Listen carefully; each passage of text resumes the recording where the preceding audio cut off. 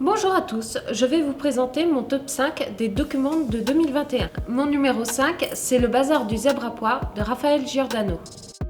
C'est tout d'abord une histoire de rencontre. Une rencontre entre Basile, inventeur, qui vient d'ouvrir le bazar du zèbre à pois, une boutique d'objets décalés, provocateurs. Julia, qui est née dans une entreprise de conception de produits d'hygiène et qui rêve d'utiliser son talent davantage pour sublimer le parfum.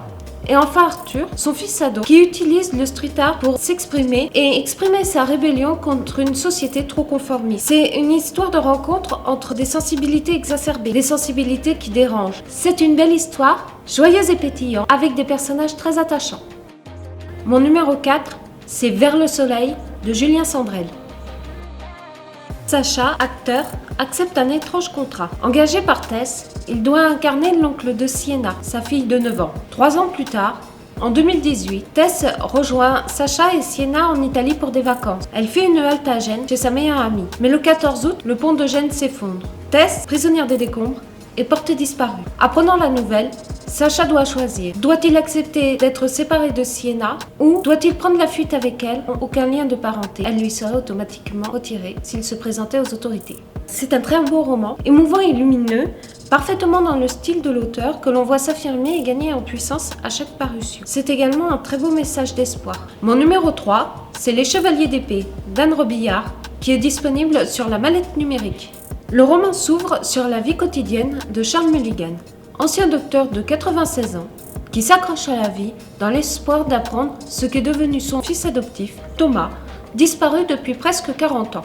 Il se remémore toute sa vie avec ce jeune homme, depuis le jour où il l'a rencontré alors qu'il n'avait que 11 ans, jusqu'à sa présentation à George West, chercheur en génétique. Mais ce que Charles ignorait, c'était que George n'était pas seulement un chercheur en génétique, mais aussi un membre d'une société secrète descendante des Templiers, dans laquelle il va également enrôler Thomas et l'entraîner dans des missions de plus en plus dangereuses. Mon numéro 2, c'est Le chat du Dalai Lama de David Michi.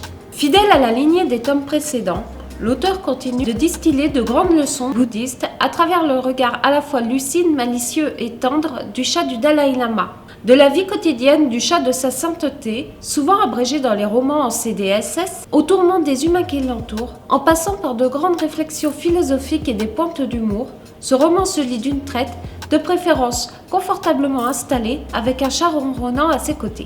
Mon numéro 1, c'est Ailleurs en France, un tour du monde au cœur de nos régions, de Stéphane France, Sylvie Ligon, préfacé par Frédéric Lopez. C'est un pur régal, à la fois pour les yeux, la tête et le cœur. Pour les yeux, grâce aux magnifiques photos qui illustrent cet ouvrage. Pour la tête, du fait des explications claires et instructives qui accompagnent les photos. Et pour le cœur, c'est un vrai bonheur de savoir que toutes les merveilles décrites se trouvent pour ainsi dire à notre porte. Un très beau livre qui tient sa promesse de beaux voyages.